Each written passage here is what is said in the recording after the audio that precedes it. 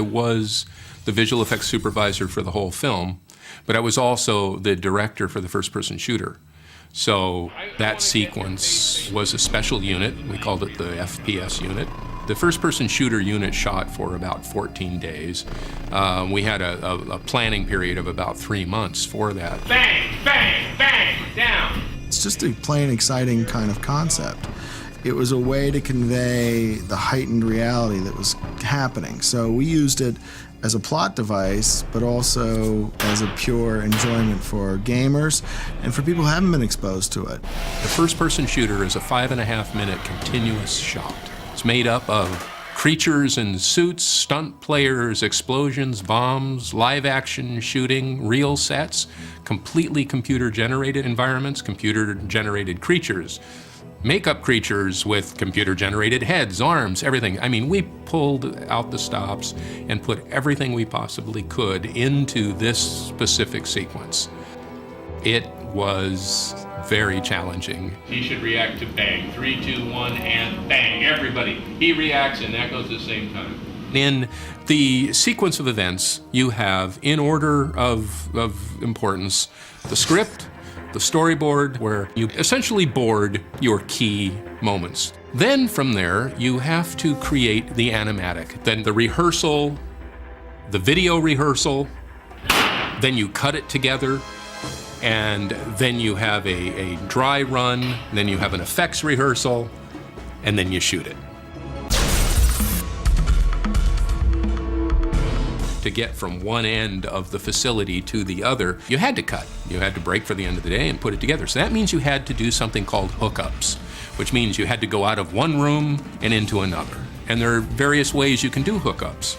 You can do it by moving a camera and passing something and cutting, and then rolling the camera again on a subsequent day, put it right where it was before you cut, move right past it, and try to hook it up right between that move. That is the hardest thing you could possibly do, and we went for that kind of hookup. And it's true, we have hookups in this where you go through a room and of course the door opens, and when the door opens, we have a green screen or a blue screen. Cut, put the camera on the next day in that room and continue your move. Another that's easy is essentially whip panning, you call it. You come off something and you whip real fast to something on the other side. And you essentially can jump cut or little cross dissolve right on the whip. Not hard to do. So we chose to sort of mix it up, but we have a lot of hookups where we're literally coming off a character very slowly, and now we're in another day, and you cannot see the seam. One of the differences, visual differences, in creating a game and creating a film is this thing called aspect ratio. And what it basically means is the ratio of the height of the screen to the width of the screen.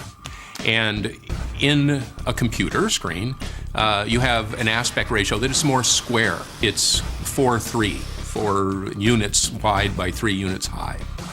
So when you have that, you have a lot more latitude of bringing a gun into frame and seeing over the gun to the action in the distance. Then now translate that to a movie, and particularly in this movie, it's widescreen to create that big vista of information. So now we've established a wide screen. In the game, you have a narrower peripheral view. So what happens is things can sneak up on you quicker in the game. Now you have wide screen. You have to be very careful. You hear something behind you, and it's harder to have something sneak up on you. We have narrow halls. So that's an issue of widescreen. The other thing is when you bring the gun up into frame, you eclipse the action because there's no room for the gun in that narrow height.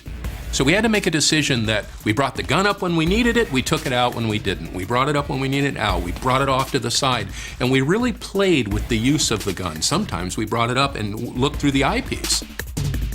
We made a decision that in this case, we would use makeup effects to do the most difficult thing, and that is bodies and creatures, guys in suits that could hit the ground, that could tumble with other characters, that could fight and slug and interact. And in many cases, we took and put computer-generated heads on these creatures because you could take that further. Oftentimes in makeup effects, it's the head that is the most difficult to do. CG does that well. Oftentimes in CG, the bodies are the most difficult. So we put the two together in a lot of cases.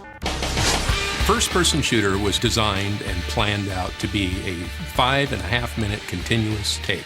The intention was to do the full thing, put it in, and then if there were any issues that arose out of too big a difference of style between the game and what is necessary to make a movie, then cuts would be placed within the first-person shooter to hook it in. Obviously, in the DVD and in the bonus materials, we have the option of putting the full first-person shooter in.